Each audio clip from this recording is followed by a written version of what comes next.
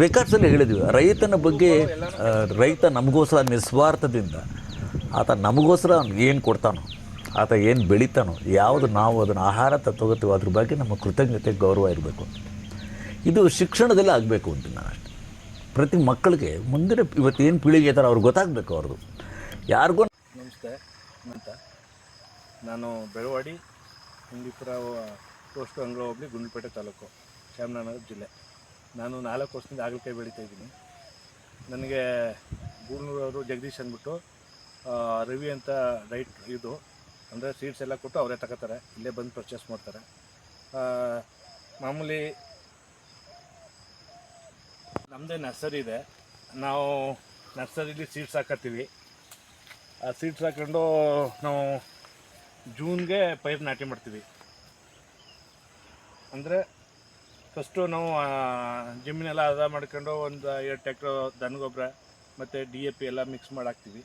ಹಾಕ್ಬಿಟ್ಟು ಸಾಲು ಹೊಡೆದ್ಬಿಟ್ಟು ಸಾಲಿನ ಸಾಲಿಗೆ 8 ಅಡಿ ಇರುತ್ತೆ, ಪೈರಿನ ಪೈರಿಗೆ ಅಂತರ 4 ಅಡಿ ಇರುತ್ತೆ. ಪೈರಿಂದ ಪೈರಿಗೆ 4 ಅಡಿ, ಸಾಲಿನ ಸಾಲಿಗೆ 8 ಅಡಿ. ಪೈರು ನಾಟಿ ಮಾಡಿದ ಒಂದು 15 ದಿನಕ್ಕೆಲ್ಲ ಪೋಲ್ ನೆಟ್ಟು ಈ ರೀತಿ ಮತ್ತು ಈ ರೀತಿ ಎರಡು ಕಡೆನೂ ತಂತಿ ಹಾಕಿ ಕಟ್ತೀವಿ. ಸೈಡಲ್ಲಿ ಸರಳು ತಂದು ಗೈ ಹೊಡಿತೀವಿ. ಅದಾದಮೇಲೆ ಮಾಮೂಲಿ ಒಂದು ಕಡ್ಡಿಯಾರು ಕಟ್ಬೋದು, ಇಲ್ಲ ದಾರಾಯರು ಕಟ್ಬೋದು. ಕೆಳಗಡೆ ಯಾವ ಥರ ಅದು ಈ ರೀತಿ ಕಡ್ಡಿಯಾರು ಕಟ್ಬೋದು, ಇಲ್ಲ ದಾರಾಯರು ಕಟ್ಬೋದು. ಕಟ್ಬಿಟ್ಟು ಆ ಕಡ್ಡಿಯಿಂದ ತೆಗೆದು ನಾವು ಮೇಲ್ಗಡೆ ದಾರ ಕಟ್ತೀವಿ. ಅದು ಸ್ಟಾರ್ಟಿಂಗಿಂದ ಈ ರೀತಿ ಬರುತ್ತೆ. ಗಿಡ ಬಂದಾಗ ಇಲ್ಲಿ ಸೈಡ್ ಬರುತ್ತಲ್ಲ, ಪ್ರತಿ ಎಲೆಗೂ ಕುಡಿ ಬರುತ್ತೆ. ಈ ಕುಡಿ ಎಲ್ಲ ನಗಬೇಕು. ಅದೇನು ಪರ್ಪಸ್ಗೆ? ಇಲ್ಲ ಅಂದರೆ ಎಲ್ಲ ಇಲ್ಲೇ ಈ ರೀತಿ ಫುಲ್ಲು ಎಲ್ಲ ಇಲ್ಲೇ ಇದಾಗ್ಬಿಡುತ್ತೆ. ಮೇಲೆ ಹೋದ್ಮೇಲೆ ಬಿಟ್ಟರೆ ಫುಲ್ಲು ಎಲ್ಲ ಎಲ್ಲ ಇದಾಗುತ್ತೆ. ಪೈರು ನಾಟಿ ಮಾಡಿದ 15 ದಿನಕ್ಕೆಲ್ಲ ಇದು ಮಾಡ್ತೀವಿ. ಮತ್ತು ಸ್ಟಾರ್ಟಿಂಗು ಯಾವುದಾರು ಒಂದು ಅಕ್ಟ್ರಾ, ಸಾಪು, ಜಂಪು ಯಾವುದಾರು ಒಂದು ಸ್ಪೇರ್ ಮಾಡೋದು. ಮಾಮೂಲಿ ಇದಕ್ಕೆ ಜಾಸ್ತಿ ಬರೋದು ಉಜ್ಜಿ, ಅದು ಬಿಟ್ಟರೆ ವೈರಸ್ ಬರುತ್ತೆ. ಇದು ಹಾಗಲಕಾಯಿ ಮಾಯಿ ಅಂತ, ಇದು ಸೀಡ್ ನೇಮ್ ಮಾಯಿ ಅಂತ. ಅದು ನಾವು 450 ರಿಂದ 500 ರೂಪಾಯಿ ಇರುತ್ತೆ ಸೀಡ್ಸ್ ಪ್ಯಾಕೆಟು. ನಾವೇ ನರ್ಸರಿ ಇದೆ, ನಾವೇ ತಂದು ಹಾಕತ್ತೀವಿ. ನೀವು ಪೈರು ಹಾಕ್ತೀರಾ ಬಿತ್ತ ನಾಟಿ? ಪೈರೇ ಹಾಕೋದು. ಯಾವ ಪೈರು ಹಾಕ್ತೀರಾ? ಈಗ ನರ್ಸರಿಲಿ ಎಷ್ಟು ದಿನ ಇರಬೇಕು? ಬಿತ್ತ ಎಷ್ಟು ದಿನ ಇರಬೇಕು ನರ್ಸರಿ? ಹಾಕ್ಬೋದು.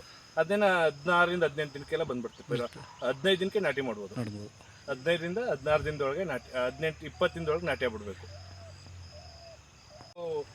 ಅಂದರೆ ಈ ಕೆಲಸ ಗೊತ್ತಿರಬೇಕು. ಇದಕ್ಕೆ ಜೊತೆಗೆ ಇಲ್ಲೊಂದು ಈ ಕಂಡಕ್ಕೆ ಒಂದು ಹುಳು ಬರುತ್ತೆ ಇರ್ತಿ, ಅದು ಔಷಧಿ ಹೊಡಿಬೇಕು. ಇಲ್ಲಾಂದರೆ ಅದು ಏನು ಸ್ಪ್ರೇ ಮಾಡ್ತೀರಾ ಇದಕ್ಕೆ? ಇದಕ್ಕೆ ಯಾವುದಾದ್ರು ಸರಿ, ಹುಳುಗೆ ಸಂಬಂಧಪಟ್ಟಂಗೆ, ಹುಳುಗೆ ಸಂಬಂಧಪಟ್ಟ ಕೊರೋಜನ್ ಇರ್ಬೋದು, ಕೈಟ್ ಇರ್ಬೋದು, ಯಾವುದಾದ್ರು ಒಂದು ಹೊಡಿಯೋದು ಅಷ್ಟೇ, ಅದು ಕಂಟ್ರೋಲ್ ಆಗುತ್ತೆ. ಹಂಗೆ ಇದಕ್ಕೆ ಜಾಸ್ತಿ ಗೊಬ್ಬರ ಬೇಕು, ಯಾಕಂದರೆ ಇದು ಬಳ್ಳಿ ಅಲ್ವಾ, ಬೇಗ ಇದಾಗೋದ್ರಿಂದ ಗೊಬ್ಬರ ಬೇಕು. ಮಿನಿಮಮ್ 40 ರಿಂದ ಇದೆಲ್ಲ 25 ದಿನಕ್ಕೆ, 1 ತಿಂಗಳೊಳಗೆ ಚಪ್ರಕ್ಕೆ ಬರುತ್ತೆ. ಆಮೇಲೆ ಎಲ್ಲ ಅದು ಆಮೇಲೆ ಕುಡಿ ಕಟ್ ಮಾಡೋಂಗಿಲ್ಲ, ಎಲ್ಲ ಅದೇ ತಾನೇ ಹೋಯ್ತೆ. ಇದು ಕೆಳಕ್ಕೆ ಬರುತ್ತಲ್ಲ, ಅದು ಮಾತ್ರ ಮೇಲೆ ಕೆತ್ತು ಬಿಡ್ಬೇಕು ಅಷ್ಟೇ. ಹಿಂಗೆ ಇದಾರ ಮೇಲೆ ಮಾಮೂಲಿ ವಾರಕ್ಕೆ ಒಂದು ಔಷಧಿ ಯಾವುದಾರು, ಅದು ಇದು ಅಂತಿಲ್ಲ. ಊಜಿ ಮೇನ್ ಪ್ರಪರ್ಸು ಮೇಂಟೈನ್ ಮಾಡ್ಕೊಂಡು ಹೋಗೋದು. ಹಂಗೆ ಕಾಯಿ ಬರುತ್ತೆ. ಕಾಯಿ 4 ದಿನಕ್ಕೆ ಒಂದಿನ ಕುಯ್ಬೇಕು. ಕಾಯಿ ಸ್ಟಾರ್ಟ್ 4 ಡೇಸ್ಗೆ ಒಂದು ಸತಿ. ಇದು ಎಷ್ಟು ದಿನದ ಕಾಯಿ ಇದು? ಇದು ಇವಾಗ ಇದೇನೋ ಒಂದು 5-6 ದಿನ ಅಷ್ಟೇ, ಗೊತ್ತಾಗೋದೇ ಇಲ್ಲ ಇದು. ಇದೆಲ್ಲ ಈಗ ಮಳೆ ಶೀತ ಜಾಸ್ತಿ ಇರೋದ್ರಿಂದ ಬಂದಿಲ್ಲ, ಇಲ್ಲಾಂದ್ರೆ ಈ ಕಾಯಿ ಕುಯ್ಬೇಕಿತ್ತು. ಅಂದರೆ ಇದು 50 ದಿನ ಆಗಿದೆ. ಈಗ ನಮ್ಮ 50 ದಿನ ಆಗಿದೆ. 50 ದಿನ ಆಗಿದೆ. ಈಗ ಸ್ಟಾರ್ಟ್ ಆಗಬೇಕಿತ್ತು ಕಾಯಿ. ಇದೆಲ್ಲ ಮೇಲ್ಗಡೆ ಹಬ್ಬುತ್ತೆ. ಇದನ್ನೆಲ್ಲ ಮ್ಯಾಲ್ಕ್ ನಾವು ಹಿಂಗೆ ಬಿಡಬೇಕು, ಇಲ್ಲಾಂದರೆ ಇದು ಗಾಳಿಯಿಂದ ಆಡಿ ಒಂದು ಸೈಡ್ ಬಂದ್ಬಿಟ್ಟಿದೆ ಸರಿ. ಈಗ ಅಧಿಕ ಮಳೆ ಆಯ್ತಾ ಇದೆ, ಮಳೆಯಿಂದ ಏನಾದರೂ ಇದಕ್ಕೆ ಅದೇ ಸೆಟ್ಟಿಂಗ್ಗೆ ಕೂಡ್ತಾ ಇಲ್ಲ, ಕಾಯಿ ಬರ್ತಾ ಇಲ್ಲ.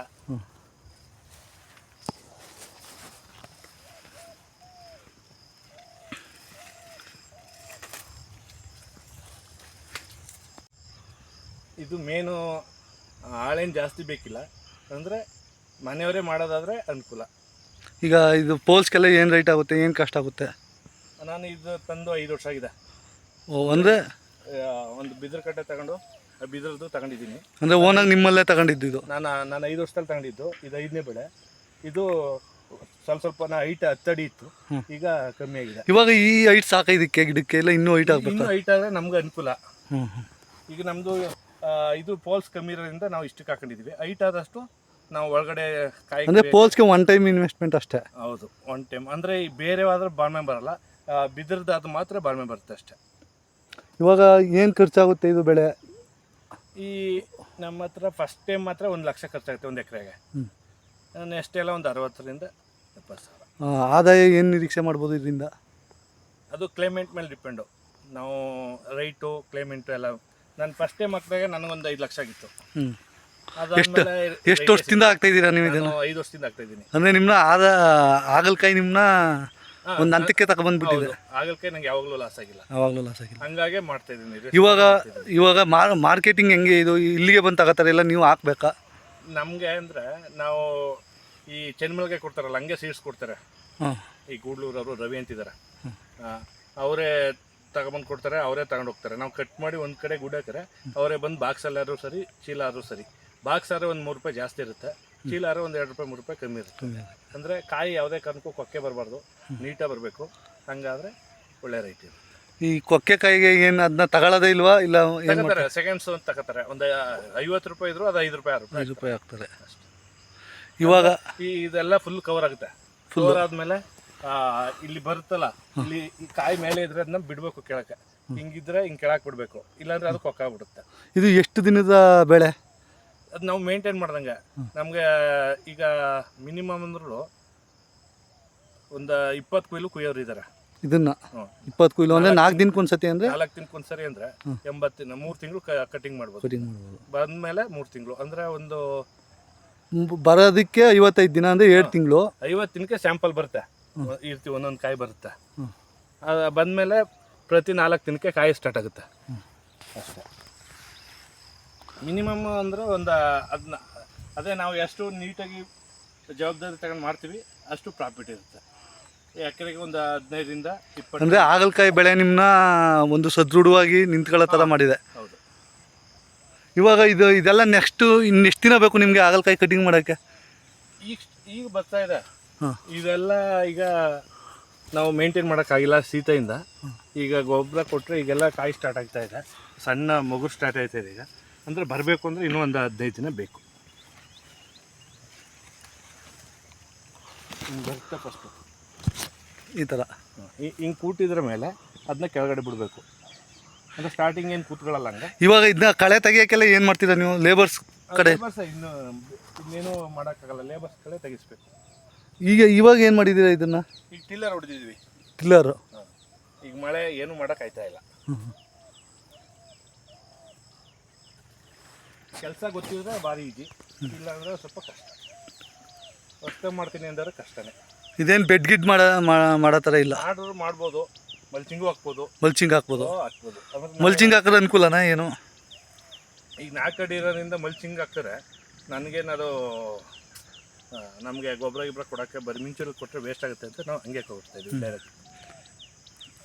ಇವಾಗ ಇದು ಬಿಟ್ಟರೆ ನೀವು ಗೊಬ್ಬರ ಕಾಳು ಗೊಬ್ಬರ ಬಿಟ್ಟರೆ ವಾಟರ್ ಸೈಲಬಲ್ ಅಂತ ಏನು ಕೊಡ್ತೀರಾ?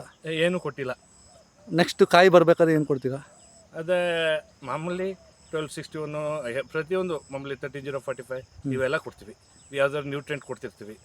ಅಂದರೆ ಒಂದು ಎಕರೆಗೆ ಎಷ್ಟು ಆದಾಯ ಮಾಡ್ಬೋದು ಕನಿಷ್ಠ ಬೆಳೆ ಇದ್ದರೆ? ಈಗ ಕನಿಷ್ಠ ಒಂದು 15 ರೂಪಾಯಿ 16 ರೂಪಾಯಿ ಇದ್ದರೆ ಏನು? ಕನಿಷ್ಠ ಬೆಳೆ ಅಂದ್ರೆ ಖರ್ಚುಕಲ್ದು 1 ಲಕ್ಷ ಸಿಗುತ್ತೆ. 1 ಲಕ್ಷ ಸಿಗುತ್ತೆ. ಅಂದರೆ ಇಳುವರಿ ಯಾವ ಥರ ಕಿಡಿಬೋದು ನಮ್ಮ ಈ ಕ್ಲೈಮೇಟ್ಗೆ, ನಿಮ್ಮ ಊರ ಕ್ಲೈಮೇಟ್ಗೆ? ಅಂದರೆ ಈಗ ತುಂಬ ಬಿಸಿಲಾದರೂ ಆಗಲ್ಲ, ತುಂಬ ಮಳೆ ಆದ್ರೂ ಆಗಲ್ಲ. ಒಳ್ಳೆ ವಾತಾವರಣ ಚೆನ್ನಾಗಿದ್ರೆ ಒಳ್ಳೆ ಇಳುವರಿ ಬರುತ್ತೆ. ಈಗ ನಾನೀಗ 1 ಎಕರೆ ಹಾಕಿದ್ದೀನಿ, 1 ಎಕರೆಗೆ 1200 ರೂಪಾಯಿ ಹಿಡಿಯುತ್ತೆ. ಮಿನಿಮಮ್ ಅಂದರೂ ಒಂದು ಸರಿಗೆ 1.5 ಟನ್ ಕಾಯಿ ಕುಯ್ಬೋದು. ಅಂದರೆ ಸ್ಟಾರ್ಟಿಂಗ್ ಅಲ್ಲ, ಹೋಯ್ತಾ ಇದೆಲ್ಲ ಕವರ್ ಆದಮೇಲೆ 1.5 ಟನ್ ಕಾಯಿ. 1.5 ಟನ್. ಈಗ ಲೇಬರ್ಸ್ ಎಲ್ಲ ಏನು ಮಾಡ್ತೀರಾ? ಎಲ್ಲಿಂದ? ಲೇಬರ್ಸ್ ಏನು ಸಮಸ್ಯೆ ಇಲ್ಲ, ಕಾಯಿ ಕುಯ್ಯೋಕ್ಕೆ. ಬೆಳಗ್ಗೆನೆ ಕರ್ಕೊಬಂದರೆ ತಿಂಡಿವರೆಗೆ ಕೂದಾಕ್ಬಿಡ್ಬೋದು ಕಾಯಿನ. ಅವ್ರು ಬಂದು ತಗೋ ಹೋಗ್ತಾರೆ. ಮಾರ್ಕೆಟಿಂಗ್ ಎಲ್ಲ ಗೂಡ್ಲೂರೇ ಅವರೇ. ಇನ್ನೆಲ್ಲ ನಾವು ಕಟ್ ಮಾಡಿ ತಗೊಂಡೋಗಿ ಇಡೋದಷ್ಟೇ, ಇನ್ನೆಲ್ಲ ಅವರೇ ತಗೊಂಡೋಗ್ತಾರೆ. ಹಾಗಲಕಾಯಿ ಬೆಳೆಯೋಕ್ಕೆ ರೈತರಿಗೆ ನಿಮ್ಮ ಕಡೆಯಿಂದ ಏನು ಮಾಹಿತಿ ಕೊಡ್ತೀರಾ? ಯಾಕಂದರೆ ನಿಮ್ಮ ಈ ಭಾಗದಲ್ಲಿ ಅಂದರೆ ಬೆಳವಾಡಿ, ಶಿವಪುರ, ಈ ಬೊಮ್ಮಲಾಪುರದಿಂದ ಈ ಕಡೆ ಭಾಗದಲ್ಲಿ ತುಂಬ ಹಾಗಲಕಾಯಿ ಬೆಳೀತಾರೆ.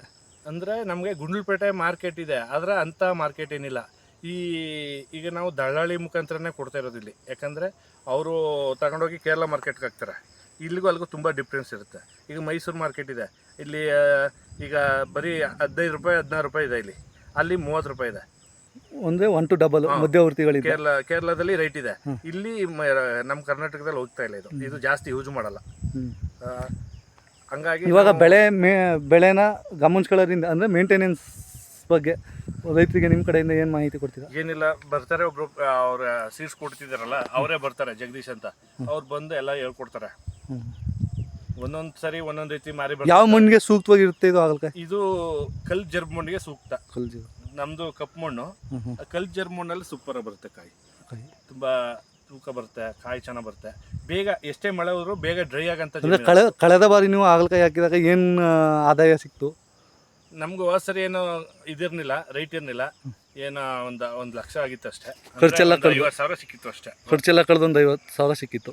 ಅಂದರೆ ಈ ಸತಿ ಇವಾಗಿನ ರೈಟ್ ನೋಡಿದ್ರೆ ನಿಮಗೆ ಆದಾಯ ಇದೆ? ಇವಾಗಿನ ರೈಟ್ ನೋಡ್ರಿ ಇದೇ ರೀತಿ ಮಳೆ ಆದ್ರೆ ಕಷ್ಟ. ಮಳೆ ಹೋದ್ರೆ ಏನಾದ್ರು ಇನ್ನು ಇಂಪ್ರೂವ್ ಚೆನ್ನಾಗಿ ಬಂದಿದೆ ಗಿಡ ಅಂದರೆ ಒಳ್ಳೆ ಆದಾಯ ಬಯಸ್ತಾ ಇದ್ದೀನಿ. ಅದು ಇದೇ ರೈಟ್ ಇರುತ್ತೆ ಈ ಸರಿ ಅನ್ಕೊಂಡಿದ್ದೀವಿ. ಯಾಕಂದರೆ ಎಲ್ಲ ಕಡೆನೂ ಮಳೆಯಾಗಿ ಹೋಗಿದೆ ಗಿಡ. ಇವಾಗ ನೀವು ಇದು ನಾನೊಂದು ಮಾಹಿತಿ ಕೇಳ್ತೀನಿ. ಇವಾಗ ನೀವು ನರ್ಸರಿ, ನಿಮ್ಮ ಸ್ವಂತ ನರ್ಸರಿ ಇರೋದ್ರಿಂದ ನೀವು ಪೈರು ಹಾಕಿದ್ದೀರಾ. ಈಗ ನರ್ಸರಿ ಇಲ್ಲ, ಕಾಸ್ಟ್ ಜಾಸ್ತಿ ಆಗುತ್ತೆ ಅಂದರೆ ಫಾರ್ಮರ್ಸು ಬೀಜನೂ ಹಾಕ್ಬೋದಾ? ಏನು ಬೀಜನೂ ಹಾಕ್ಬೋದು. ಬೀಜ ಹಾಕೋದ್ರಿಂದ ಏನು ಸಮಸ್ಯೆ ಆಗಲ್ಲ. ಈಗ ನೀವು ಪೈರು ಹಾಕೋದಲ್ಲ, ಪೈರು ಹಾಕಿದ್ರೆ ಇಳುವರಿ ಜಾಸ್ತಿ ಬರುತ್ತೆ, ಬೀಜ ಹಾಕಿದ್ರೆ ಇಳುವರಿ ಜಾಸ್ತಿ ಬರುತ್ತೆ. ಅದೇನು ಸಮಸ್ಯೆ ಇಲ್ಲ. ಬೀಜ ಹಾಕಿದ್ರು ಬರುತ್ತೆ, ಪೈರು ಹಾಕಿದ್ರು ಬರುತ್ತೆ. ಯಾಕಂದರೆ ಪೈರು ಮಾಡೋದು ಅಂದರೆ ನರ್ಸರಿಲಿ ಇರುತ್ತೆ, ಒಂದು ಒಳ್ಳೆ ವಾತಾವರಣದಲ್ಲಿ ಇದು ಬಂದಿರುತ್ತಲ್ಲ ಪೈರು, ಅದಕ್ಕೆ ಕೇಳಿದ್ರೆ ಇಳುವರಿ ಏನಾದ್ರು ಇದರಲ್ಲಿ ನರ್ಸರಿಗೂ ಇದಕ್ಕೂ ಏನೋ ಇದೆ ವ್ಯತ್ಯಾಸ ಇಲ್ಲ. ನಮ್ಗೆ ಏನು ಬೆನಿಫಿಟ್ ಅಂದರೆ ಒಂದು ಕಳ ಕಮ್ಮಿ ಆಗುತ್ತೆ ಅಷ್ಟೇ. ಈಗ ನೀವು ಪೈರು ಹಾಕಿ ನಾವು 18 ದಿನ ಗಂಟೆ ನಾವು ಪೈರು ತಂದು ನಾಟಿ ಮಾಡೋರಿಗೆ ಇಲ್ಲಿ ಬೀಜ ಹಾಕಿದಾಗ ಬೇಗ ಕಳ ಬರುತ್ತಲ್ಲ, ಅದೊಂದು ಉಳಿತಾಯ ಅಷ್ಟೇ, ಇನ್ನೇನು ಇಲ್ಲ. ಸರಿ ಸರ್, ಈಗ ನಿಮ್ಮ ಕಡೆಯಿಂದ ರೈತರಿಗೆ ಏನಾದ್ರು ಮಾಹಿತಿ ಕೊಡೋದಾದರೆ ಏನು ಕೊಡ್ತೀರಾ? ಏನಿಲ್ಲ, ತುಂಬ ಶ್ರಮ ಇದೆ. ಲೇಬರ್ಸ್ ನಿಮ್ಕೊಂಡು ಮಾಡೋದಾದ್ರೆ ಮಾಡಬೇಡಿ ಅಂತ ಹೇಳ್ತೀನಿ. ಲೇಬರ್ಸ್ ಓನಾಗಿ ಮಾಡ್ತೀನಿ, ನಾವು ಮನೆಯವರೇ ಇದೀವಿ ಮಾಡ್ತೀವಿ ಅಂದರೆ ಮಾಡಿ. ಲೇಬರ್ಸ್ ನಿಮ್ಕೊಂಡು ಯಾವುದೇ ಕಾರಣಕ್ಕೂ ಮಾಡಬೇಡಿ ಅಂತ ಹೇಳ್ತೀನಿ ಅಷ್ಟೇ. ಯಾಕಂದರೆ ಇದು ಇನ್ ಟೈಮು ಮಾಡಲಿಲ್ಲ ಅಂದರೆ ಇದರಲ್ಲಿ ಏನೂ ಸಿಗಲ್ಲ. ಎಲ್ಲ ಕರೆಕ್ಟ್ ಟೈಮ್ ಕೆಲಸ ಆಗಬೇಕು. ಕರೆಕ್ಟ್ ಟೈಮ್ ಮಾಡಿದ್ರೇ ಇದರಲ್ಲಿ ಪ್ರಾಫಿಟ್ ಕಾಣ್ಬೋದು, ಇಲ್ಲಾಂದರೆ ಕಷ್ಟ. ಸರಿ, ಥ್ಯಾಂಕ್ ಯು ಸರ್. ಇಷ್ಟು ಮಾಹಿತಿ ನಮ್ಮ ರೈತರಿಗೆ ತಲುಪಿಸೋಕ್ಕೆ ಧನ್ಯವಾದಗಳು.